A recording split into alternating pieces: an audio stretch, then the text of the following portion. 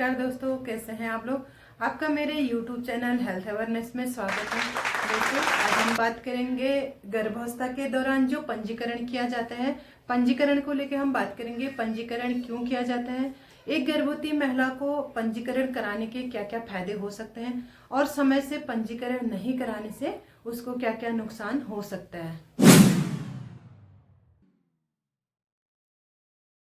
जब आपकी पहली मावरी छूटती है और 8-10 दिन ऊपर हो जाते हैं तो सबसे पहले आप अपने गांव की आशा दीदी से संपर्क करेंगे और आशा दीदी के पास हमेशा एक किट, ये निश्चय किट है, ये हमेशा उपलब्ध रहती है। अगर उस टाइम पे आशा दीदी के पास ये किट उपलब्ध नहीं है तो आशा दीदी आपको एनम सेंटर में ले जाके एनम दीदी से आपका संपर्क करवाएंगी और एनम सेंटर में या नजदीक के स्वास्थ्य केंद्र में आपके यूपीटी जांच की जाएगी, यूरिन प्रेगनेंसी टेस्ट जिसको बोलते हैं। अगर आपका यूपीटी जांच पॉजिटिव आता है तो उसी समय आपका रजिस्ट्रेशन एनएमसी के द्वारा किया जाता है। जैसे ही आपकी यूपीटी जांच पॉजिटिव आती है तो ये निश्चित हो जाता है कि आप गर्भवती हैं, तो एनएम के द्वारा आपका एक मात्र शिशु सुरक्षा कार्ड भरा जाता है, आपका रजिस्ट्रेशन किया जाता है, जिसके साथ ही एनएमसी के द्वारा आपको टिटनेस का पहला टीका लगाया जाता है और साथ ही यूरिन एल्बुमिन, शुगर और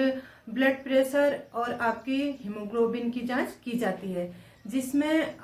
यूरिन एल्बुमिन से यह पता लगाया जाता है कि आपके यूरिन में शुगर की मात्रा बढ़ी तो नहीं है, जो आपके गर्भ में जो शिशु पल रहा है हो सकता है उसको उससे कोई खतरा हो। और आपका वेट लिया जाता है, जिससे पूरे गर्भावस्था में आपका वेट 9 से 11 केजी बढ़ना चाहिए। अगर आपका उससे ज्यादा वेट हो रहा है या आपका वेट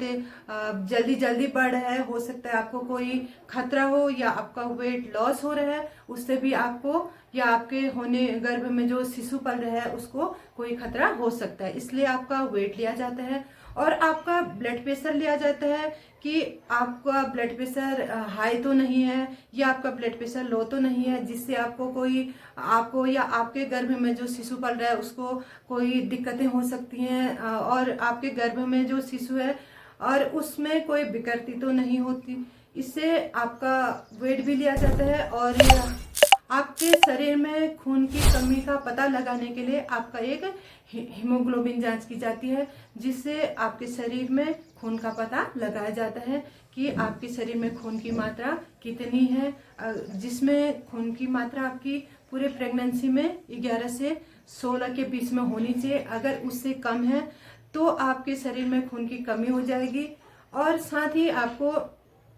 फॉलिक एसिड और आयरन की गोलियां दी जाती हैं, जो पूरे गर्भावस्था के दौरान आपको 180 गोलियां लेनी होती हैं। अगर आपके शरीर में खून की मात्रा कम है तो आयरन की एक गोली की जगह आपको रोज 2 गोली लेनी चाहिए, जिससे आपका हीमोग्लोबिन जो है वो इम्प्रूव करेगा। और इसके साथ ही डॉक्टर्स के द्वारा उसको अल्ट्रासाउंड की सलाह भी दी जाती है। और जो गर्भवती महिला की जो दूसरी जांच होती है वो चौथे से छठे महीने के बीच में की जाती है, जिसमें उसके वो सारे रूटीन की जांचें होती हैं, जो भी ब्लड शुगर, हाइट, वेट और हीमोग्लोबिन की जांच होती है और ब्लड प्रेशर लिया जाता है और साथ में जो भी डॉक्टर को उचित लगे वो आवश्यक जांचें करवाई जाती हैं और साथ में एक अल्ट्रासाउंड भी डॉक्टर्स के द्वारा एडवाइज किया जाता है। तो गर्भावस्था की तीसरी जांच होती है वो 7वें से 8वें महीने में की जाती है, जिसमें गर्भावस्था के दौरान जो रूटीन जांचें चल रही होती हैं वो सारे फॉलोअप किए जाते हैं, वो सारी जांचें की जाती हैं। जैसे डॉक्टर्स के द्वारा उसका फिजिकल चेकअप किया जाता है और यूरिन एल्बुमिन, शुगर, हीमोग्लोबिन की जांच और ब्लड प्रेशर लिया जाता है, उसका वेट लिया जाता है, ताकि उसमें कोई कमी तो नहीं हो रही है उसके शिशु और गर्भ में जो शिशु पल रहा है उसके लिए कोई हानिकारक ना हो। इसके लिए उसके सारे रूटीन के चेकअप किए जाते हैं। और जो गर्भावस्था के दौरान चौथी जांच की जाती है वो 9वें महीने में की जाती है, जिसमें उसका प्रसव सुनिश्चित किया जाता है और उसके प्रसव को लेकर उसको सारी आवश्यक एडवाइस दी जाती हैं और उसके सारे फॉलोअप किए जाते हैं और उसके कोई जो टेस्ट छूटे हैं वो सारे करवाए जाते हैं और उसको प्रसव के लिए आवश्यक एडवाइस दी जाती हैं ताकि वो एक स्वस्थ बच्चे को जन्म दे सके, उसका प्रसव अच्छे तरीके से हो सके। आज भी हमारे दूर दराज के क्षेत्रों में, हमारे ग्राम समुदाय में कई गर्भवती महिलाएं होती हैं जिनको समय से उचित परामर्श, उचित स्वास्थ्य सेवाएं नहीं मिल पाती हैं, जिस कारण उनमें कोई गंभीर बीमारी है, कोई जटिलताएं हैं, उनका समय से पता नहीं लग पाता है और समय से उनका इलाज भी नहीं हो पाता है, जिस कारण कई गर्भवती महिलाओं की मृत्यु तक हो जाती है। यदि हम गर्भवती महिला की समय से पहचान कर उनका रजिस्ट्रेशन करवाएं तो उनका समय से इलाज भी हो पाएगा और जो उसकी गर्भावस्था के दौरान 4 जांचें हैं वो भी सुनिश्चित हो पाएंगी। यदि उनमें कोई गंभीर बीमारी है उसका भी समय से पता लग पाएगा और उनको एक उचित